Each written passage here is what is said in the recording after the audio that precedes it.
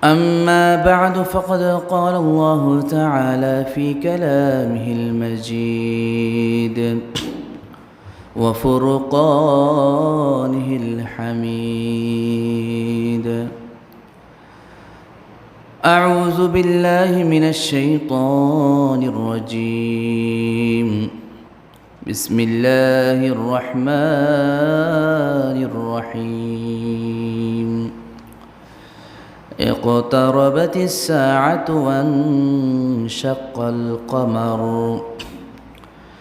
وعن أبي هريرة رضي الله تعالى عنه قال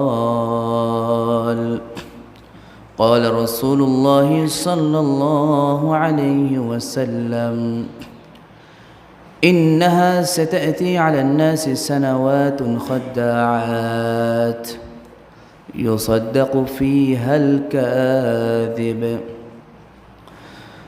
ويكذب فيها الصادق ويؤتمن فيها الخائن ويخون فيها الأمين وينطق فيها الرويبضة. صدق الله العظيم وصدق رسوله النبي الكريم. الحمد لله. মহান আল্লাহ পাকের দরবারে লাখো কোটি শুকরিয়া যে আল্লাহ পাক রব্বুল আলামিন আমাদেরকে রহমত করে আল্লাহর পবিত্র ঘর মসজিদে পবিত্র সালাতুল জুমা আদায় করার জন্য আসার তৌফিক দান করেছেন। এজন্য আল্লাহ পাকের দরবারে দিল থেকে শুকরিয়া আদায় করে বলে আলহামদুলিল্লাহ। সম্মানিত মুসল্লিয়ান কেরাম, আমরা শেষ নবীর উম্মত, আখিরি জামানায় শেষ নবীর উম্মত হিসাবে আল্লাহ পাক রব্বুল আলামিন আমাদেরকে পাঠিয়েছেন।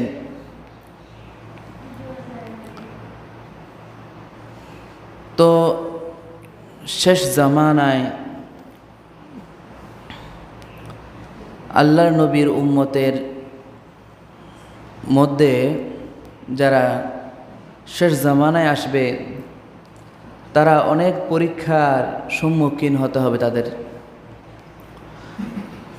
বিভিন্ন ফিতনা ফাসাদ দুনিয়ার মধ্যে বিক্ষিপ্তভাবে ছড়িয়ে পড়বে। সেই শেষ যুগে, আখিরি যুগে, কিয়ামতের পূর্বে যে আল্লাহর বান্দারা সেই ফিতনার যুগে ফিতনা থেকে বেঁচে আল্লাহ তাআলার দাসত্বে কাটিয়ে দিবে, তারাই নাজাত পাবে। আর যারা দাজ্জালি ফিতনার মধ্যে ঢুকে পড়বে, শয়তানের কুমন্ত্রণায় পড়ে দুনিয়ার ফিতনা ফাসাদের মধ্যে যারা গুনাহে লিপ্ত হয়ে যাবে,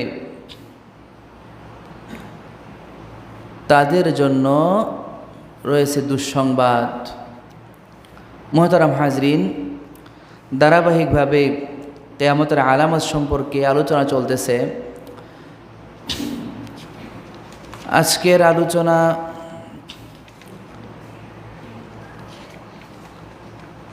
কিয়ামতের আলামত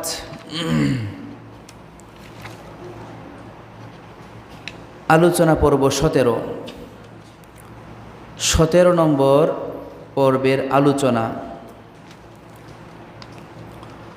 কিয়ামতের আলামত আলোচনা পর্ব 17 নম্বর পর্বের আলোচনা। আজকের আলোচনায় থাকবে কিয়ামতের আলামত নম্বর 63, 64 এবং 65। এই তিনটা আলামত সম্পর্কে আজকের সংক্ষিপ্ত সময়ে আলোচনা করা হবে ইনশাআল্লাহ। কিয়ামতের অনেকগুলো আলামত আছে যেগুলো প্রকাশ পেয়েছে, অধিকাংশ প্রকাশ পেয়েছে, কিছু আছে এখনো প্রকাশ পায়নি। উদাহরণস্বরূপ দাব্বাতুল আরদ, জমিন থেকে একটা প্রাণী বের হবে যে প্রাণী মানুষের সাথে কথা বলতে পারবে। তারপরে ঈসা আলাইহিস সালাম আসবেন, দাজ্জাল আসবে, ইত্যাদি ইত্যাদি অনেক আলামত আছে যেগুলো এখন প্রকাশ পায় নাই, তবে অনেকগুলো আলামত, ছোটোখাটো অনেকগুলো আলামত প্রকাশ পেয়ে গেছে, যে আলামতগুলো সম্পর্কে আমাদের জানা থাকা দরকার। তাহলে এই ফিতনা ফাসাদের যুগে ফিতনা থেকে বাঁচা আমাদের জন্য সহজ হয়ে যাবে। মোহতারাম হাজরিন, কিয়ামতের 63 নম্বর আলামত হলো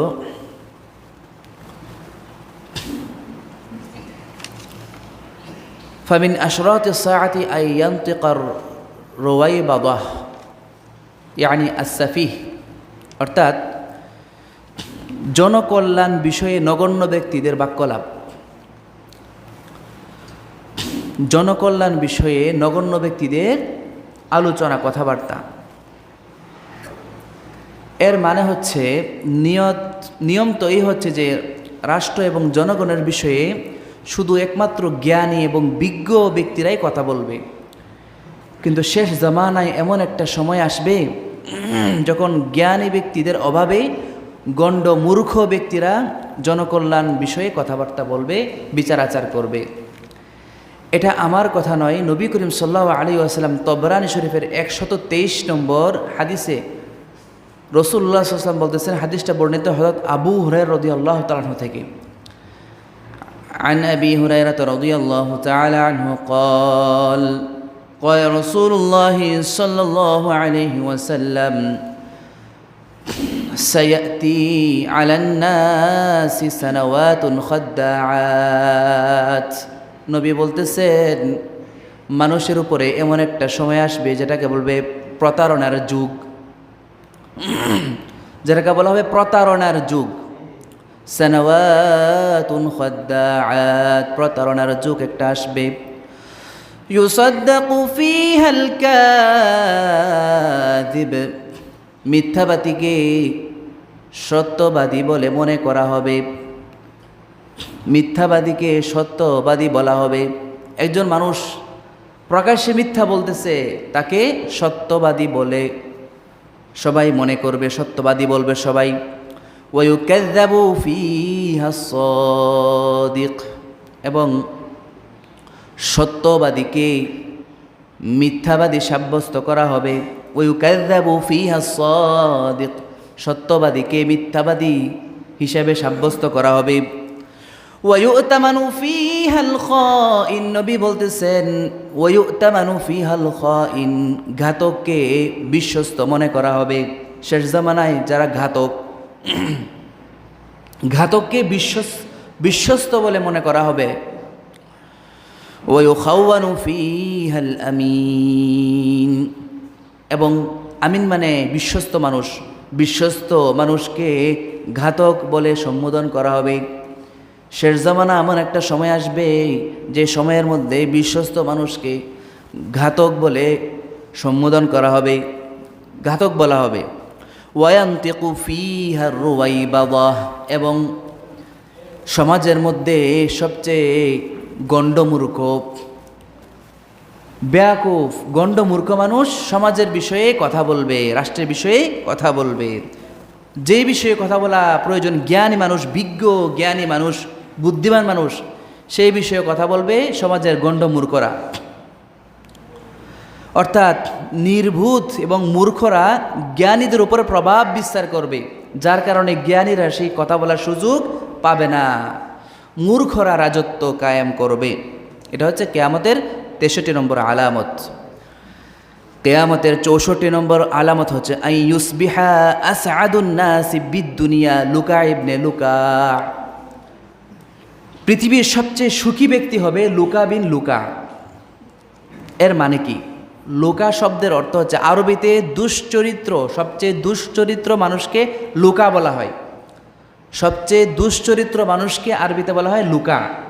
অর্থাৎ শেষ জমানায় এমন একটা সময় আসবে যে সবচেয়ে দুশ্চরিত্র ব্যক্তি গাড়ি বাড়ি, ধন সম্পদ, মান মর্যাদা, প্রভাব প্রতিপত্তি, সব দিক থেকে তাকে সুখী বলে গণ্য করা হবে, সে মানুষটাকে শেষ জমানায়।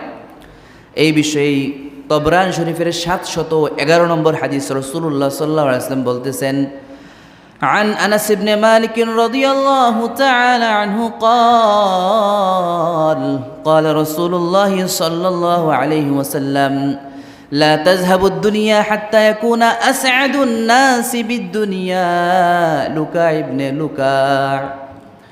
নবী বলতেছেন কিয়ামত ততক্ষণ পর্যন্ত সংগঠিত হবে না যতক্ষণ না পর্যন্ত দুনিয়ার সবচেয়ে সুখী ব্যক্তি হবে লুকা বিন লুকা। তো লুকা বিন লুকা অর্থ তো বুঝলেন যে আরবিতে লুকা বলা হয় যে সবচেয়ে দুশ্চরিত্র মানুষ, সমাজের সবচেয়ে দুশ্চরিত্র মানুষ, সে তাকে সমাজের মধ্যে সবচেয়ে সুখী ব্যক্তি মনে করা হবে। অর্থাৎ তার টাকা পয়সা বলেন, গাড়ি বাড়ি বলেন, ধন সম্পদ, মান মর্যাদা সব দিক থেকে সে সুখী হবে। বর্তমান জমানায় আমরা একটু আশপাশে তাকালেই আমরা জানতে পারি, বুঝতে পারি হারাম সম্পদ দ্বারা মানুষ ওদের টাকা সম্পদের এরকম গাড়ি বাড়ির মালিক হচ্ছে। ওই সময় মানুষ হারাম হালালের তুয়াক্কা করবে না, হালাল হারাম যাচাই বাছাই না করে সব ধরনের সোর্স থেকে মানুষ উপার্জন করবে। বর্তমান আরেকটা ফেতনার নাম কি জানেন? ওই যে মোবাইলের মাধ্যমে ইনকাম করে। একটা মোবাইল হইলেই হয়েছে, হাজার হাজার লাখ লাখ টাকা মোবাইলের মাধ্যমে কামাইতেছে। কিভাবে? হারামভাবে। হ্যাঁ, আপনি মোবাইলে কাজ করে দেন, মানুষকে একটা কাজ উপকার করেন। ধরেন একজন ইঞ্জিনিয়ার মানুষ, আপনি একটা ঘরের মেয়ে পেকে দিলেন মোবাইলের মাধ্যমে, সমস্যা নাই, জায়েজ হালাল করেন, সমস্যা নাই। আপনি একটা কোম্পানিতে চাকরি করেন, মোবাইলের মাধ্যমে বিভিন্নভাবে কোম্পানির কাজগুলো সে করে দেন হালালভাবে, সমস্যা নাই। কিছু কিছু মানুষ এই প্রযুক্তিকে গুনাহের মাধ্যমে কাজে লাগাইতেছে, গুনাহের কাজে লাগাইতেছে প্রযুক্তিকে। আপনি প্রযুক্তিটাকে ভালোভাবে ব্যবহার করেন, কিন্তু বর্তমানে অনেক মানুষ দেখা যায় মোবাইলের মাধ্যমে ভিডিও বানিয়ে হাজার হাজার লাখ লাখ টাকা ইনকাম করে, এবং তারা গরিবদের মধ্যে কি দান সৎকাও করে, এবং এটাকে প্রচার করে বেড়ায় যে অমুকে এত টাকা দিচ্ছে। তারপরে মানুষ তাকে বাহবা জানায়, এবং তাকে মানুষ সমাজের মধ্যে বিশেষ ব্যক্তি হিসেবে গণ্য করে তাকে বিভিন্ন জায়গায় দাওয়াত দিয়ে নিয়ে যায়। বর্তমান যুগে চলতেছে বলতেছি, অথচ তার কোনো লেখাপড়াই নাই, তার কাজ হচ্ছে ভিডিও বানানো। এই শেষ জমানায় এমন একটা যুগ আসছে, অথচ এই ভিডিও বানিয়ে ইনকাম করা হারাম, হারাম, হারাম, সম্পূর্ণ হারাম, সম্পূর্ণ হারাম। আপনি যে দিক দিয়ে বলেন কোনো দিক দিয়ে জায়েজ করতে পারবেন না, জায়েজ করার কোনো সিস্টেমই নেই, হারাম। শুধু পুরুষ না, মহিলারাও বর্তমান এই পেশায় জড়ায় গেছে। কাজকর্ম লাগে না, একটা মোবাইল হলে হয়েছে, ঘরে বসে বসে ভিডিও বানিয়ে এরকমভাবে কি করতেছে, হারাম ইনকাম করতেছে। এই হারাম খেয়ে মনে করবেন না সে সুখে থাকতে পারবে। এই হারাম উপার্জনের কোনো বরকত হবে না। আমি চ্যালেঞ্জ দিয়ে বলতেছি, আপনি 5,000 টাকা হারামভাবে ইনকাম করবেন, আর 500 টাকা হালাল পন্থায় ইনকাম করবেন। দেখবেন এই 500 টাকা, যে 500 টাকা আপনি হালালভাবে ইনকাম করছেন, এটা খরচ করে যে বরকত পাবেন, যে বরকত আপনাকে আল্লাহ তাআলা এই 500 টাকার মধ্যে দিবে, ওই 5,000-এর মধ্যে আল্লাহ তাআলা সেই 500 টাকার বরকত দিবেন না, কোনো বরকতই দিবেন না। দেখবেন যে এমনভাবে লসে পড়বেন। হ্যাঁ, সাময়িক সময়ের জন্য লাভবান হচ্ছেন। দেখবেন ও অনেক লাভ করতেছে, একটা ভিডিও বানাইছে, বলতেছে একটা ভিডিও বানানোর মাধ্যমে সে 5,000-10,000 ইনকাম করতেছে। 5,000-10,000 তো কমই বলছি, মানুষের মুখে শুনে থাকি যে লাখ টাকাও নাকি কি ইনকাম করে একটা ভিডিও বানিয়ে, সাধারণ একটা ভিডিও। হারামটা এত সহজ হয়ে যাবে শেষ জমানায়, হারাম উপার্জনটা এত সহজ হয়ে যাবে। এর বিপরীতে দেখেন, আপনি যদি হালালভাবে ইনকাম করেন, আপনার জন্য হালালভাবে 1 মাস চলা আপনার জন্য কঠিন হয়ে যাবে। খুব বিচার বিশ্লেষণ করে আপনি চলতে চান, 1 মাস আপনি হালালভাবে আপনি যদি ঘরের বাজার করেন, কামাই করে ঘরের বাজার করতে চান, দেখবেন যে কষ্ট হয়ে যাবে। এই কষ্টের মধ্যে দেখবেন যে শান্তি আছে। শান্তি পাবেন, শান্তি পাবেন, এই কষ্টের মধ্যে শান্তি পাবেন। দেখা যাবে যে হারাম ইনকাম করার পরে হঠাৎ একটা রোগ দেখা দিছে আপনার বা আপনার সন্তানের বা আপনার কাছের কোনো আত্মীয় স্বজন বা আপনার ওয়াইফের, এমন একটা রোগ দেখা গেছে যে অপারেশন লাগবে, লাখ লাখ টাকা খরচ হবে। ওই যে আপনি লাখ লাখ টাকা সহজে ইনকাম করছেন, আল্লাহ তাআলা লাখ লাখ এভাবে আপনার কি নিয়ে যাবে, কোনো বরকত দিবে না। দেখবেন অনেক গরিব মানুষ আছে দিনে এনে দিনে খায়, হ্যাঁ দিনে এনে দিনে খায়, তারা দেখবেন যে কোনো রোগ নাই। হ্যাঁ একটু জ্বর হয়েছে, ডাক্তারের কাছে যাওয়া লাগে না, দেখবেন ফার্মেসিতে গিয়ে বলে যে আমাকে দু একটা এই যে ব্যথার বড়ি দেন বা জ্বরের বড়ি দেন, নামও জানে না ফার্মেসিওয়ালারা, দু একটা যে বড়ি কেটে দিয়ে দেয়, বাস ভালো হয়ে যায়। কোনো দেখবেন আমার কথা মিথ্যা কিনা সত্য আপনি চিন্তা করে দেখেন, যাচাই করে দেখেন। আর অনেক বড় লোক দেখবেন লাখ লাখ শত শত কোটি টাকার মালিক, এমন একটা রোগ হয়েছে বিদেশে যাওয়া লাগবে চিকিৎসার জন্য, চলে গেছে এদিক দিয়ে লাখ লাখ। তো আল্লাহ পাক রব্বুল আলামিন হালাল ইনকামের মধ্যে এমন একটা বরকত দান করেছেন যেটা হারামের মধ্যে রাখেন নাই। হ্যাঁ একটু কষ্ট হবে, আপনার চলতে গিয়ে একটু কষ্ট হবে, কষ্ট হোক, দুনিয়া তো কষ্ট করার জন্যই আমরা আসছি। দু একটা বছর, কয়টা বছর, নবী করিম সাল্লাল্লাহু আলাইহি ওয়াসাল্লাম বলতেছেন যে শেষ আমার আখেরি জামানার আমার উম্মতের বয়স হবে 60 থেকে 70-এর মাঝে। দেখেন 60 থেকে 70-এর মাঝে আমার উম্মতের বয়স হবে। খোঁজ নিয়ে দেখেন বর্তমান মানুষ, অধিকাংশ মানুষ 60 থেকে 70-এর মধ্যে মারা যায়। খেয়াল করে দেখেন 60 থেকে 70-এর মধ্যে অধিকাংশ মানুষ মারা যায়। যারা আমরা 70-এর উপরে বয়স আমরা আছে, আমাদের আছে, মনে করবেন যে বোনাস, আল্লাহর পক্ষ থেকে বোনাস পাইছি। হ্যাঁ মুরব্বীরা বুঝছেন তো, আল্লাহর পক্ষ থেকে বোনাস হিসেবে নেবেন, এটা বোনাস, এটা বোনাস, আল্লাহ বোনাস হিসেবে দিচ্ছেন আল্লাহর ইবাদত করার জন্য। বোনাস হিসাবে নিব, আল্লাহর পক্ষ থেকে গিফট হিসাবে নিব, হাদিয়া উপহার হিসাবে, বোনাস হিসাবে আল্লাহর পক্ষ থেকে নিয়ে এই বয়সটাকে আল্লাহর ইবাদতে কাটিয়ে দিব। যাদের বয়স 30 হয়ে গেছে মনে করবেন যে অর্ধেক চলে গেছে আর অর্ধেক আছে। যাদের বয়স 40 হয়েছে, এনে অনেকে আছেন, মনে করবেন যে আর 20 বছর হায়াত আছে। নবী করিম সাল্লাল্লাহু আলাইহি ওয়াসাল্লাম যেহেতু বলেছেন 60 থেকে 70-এর মধ্যে, 60 হিসাব করে ধরেন এই 20টা বছর আমি কেমনে কাটাবো।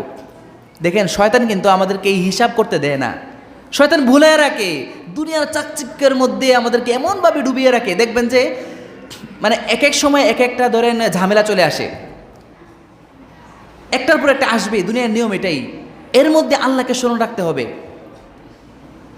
দুনিয়ার ঝামেলা থাকে, দুনিয়াতে আল্লাহ তাআলা পাঠাইছেন এই বিপদ আপদ ঝামেলা, হ্যাঁ আপনার সংসার হবে, স্ত্রী সন্তান হবে, মা বাবা থাকবে, আপনার ব্যস্ত থাকবেই, চাকরি বাকরি ব্যবসা সব থাকবেই। এই সবগুলোকে নিয়ে আল্লাহর ইবাদতের কথা ভোলা যাবে না। ঠিক টাইমে নামাজটা পড়ে ফেলতে হবে। আপনি ঘর থেকে বের হইছেন, অফিসে যাচ্ছেন, 2-1 টাকা দান করে যান, সদকা করে যান, দেখবেন যে আপনার ওই দিন আপনি সব কিছুর মধ্যে বরকত পাবেন। সকালে ঘুম থেকে উঠছেন, সূরা ইয়াসিনটা পড়ে যান, সারা দিনের সমস্ত জরুরত আল্লাহ তাআলা পূর্ণ করে দিবেন। দেখবেন সারাদিন কেন জানি ভালো লাগবে, মনে একটা শান্তি পাবেন।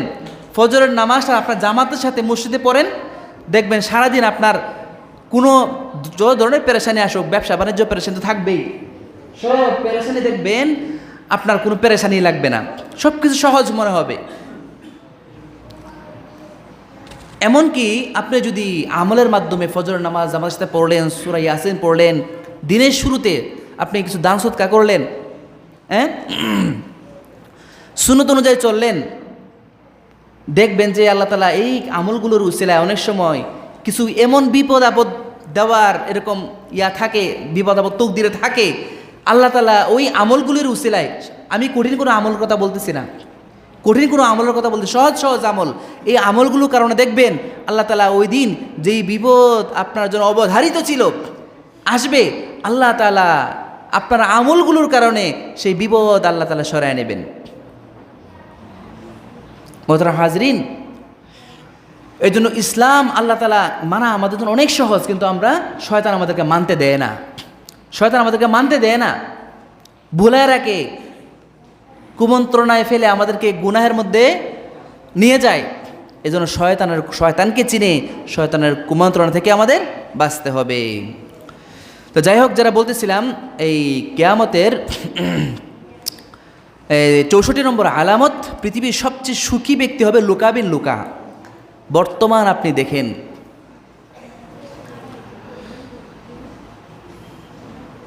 বাংলাদেশ সহ বিশ্বের মধ্যে অনেক মানুষ এরকম আছে, বড় বড় খেলোয়াড়, আমি স্পষ্টভাবে বলতেছি, খেলায় যে টাকা ইনকাম করে এটা কিন্তু হারাম টাকা, মনে রাখবেন। এমন মানুষ আছে পৃথিবীতে, বাংলাদেশের নাম শুনে নাই, কিন্তু বাংলাদেশের এমন একটা খেলোয়াড়ের নাম শুনে বলতে পারে সেটা একটা খেলোয়াড়ের নাম শুনছি, আছে কিনা বলেন? যে বাংলাদেশের নাম জানে না, কিন্তু বাংলাদেশের একটা খেলোয়াড় আছে, খেলোয়াড়ের নাম জানে, আছে না? কি বলেন? এই খেলা থেকে শুরু করে বিভিন্ন জুয়া, বিভিন্নভাবে মানুষ টাকা ইনকাম করে সমাজের মধ্যে বড় বড় সেলিব্রিটি হচ্ছে, সেলিব্রিটি। এবং সমাজ যেন তাকে চিনে সম্মান করে, এজন্য যা করা দরকার তাই করতেছে। এবং আমরা যারা সাধারণ মুসলমান আছি তাদেরকে সাপোর্টও দিচ্ছি যে না, সে অনেক বড়, অথচ তার প্রত্যেকটা কার্যক্রম জাহান্নামী কার্যক্রম।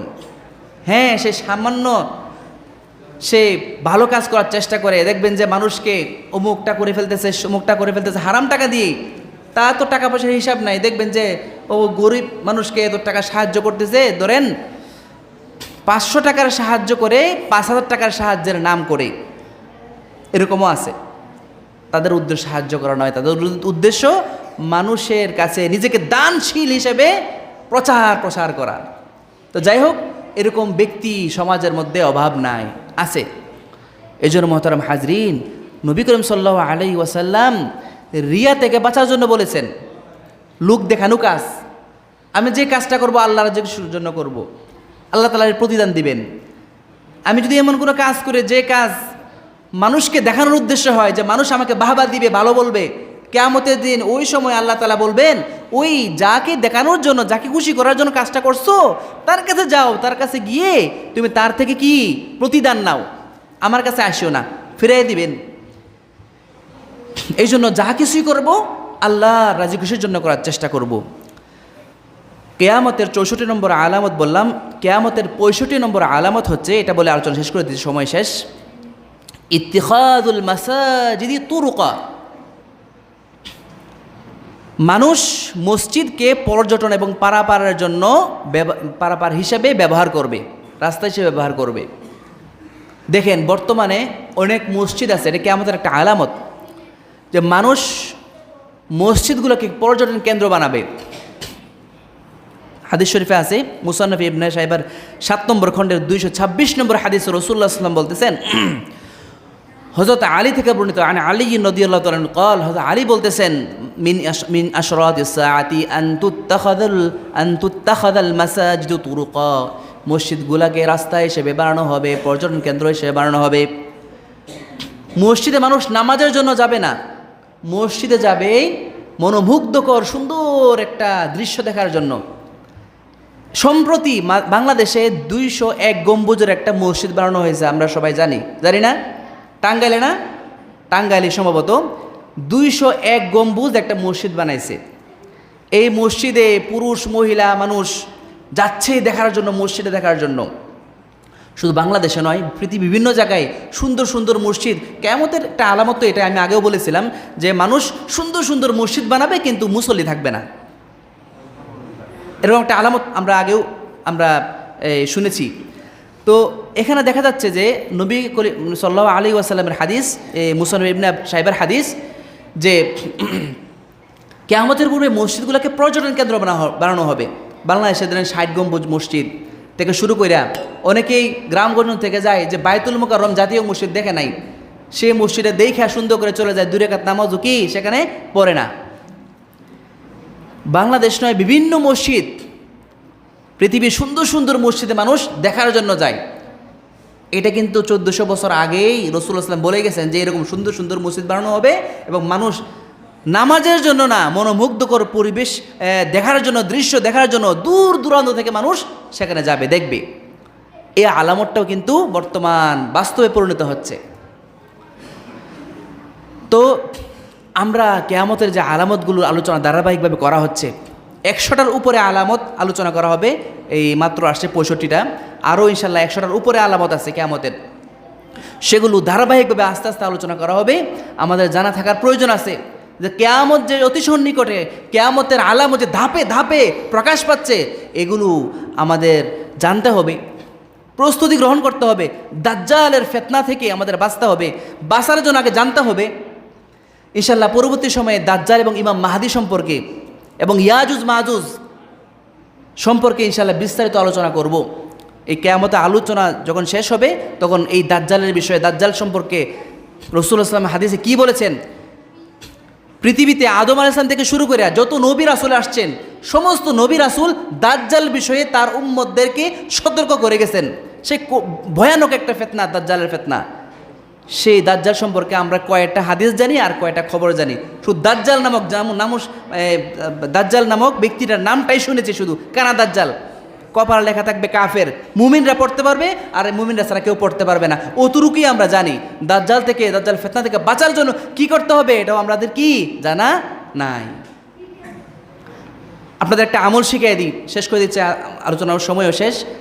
প্রতি শুক্রবার সূরা কাহফ তেলাওয়াত করব, প্রতি শুক্রবার সূরা কাহফ তেলাওয়াত করব, তাহলে দাজ্জালের ফিতনা থেকে আল্লাহ তাআলা আমাদেরকে বাঁচাবেন। হাদিসে আছে যদি সূরা কাহফ পুরাটা যদি পড়তে না পারি, কমপক্ষে 1 থেকে 10টা আয়াত তেলাওয়াত করার চেষ্টা করব।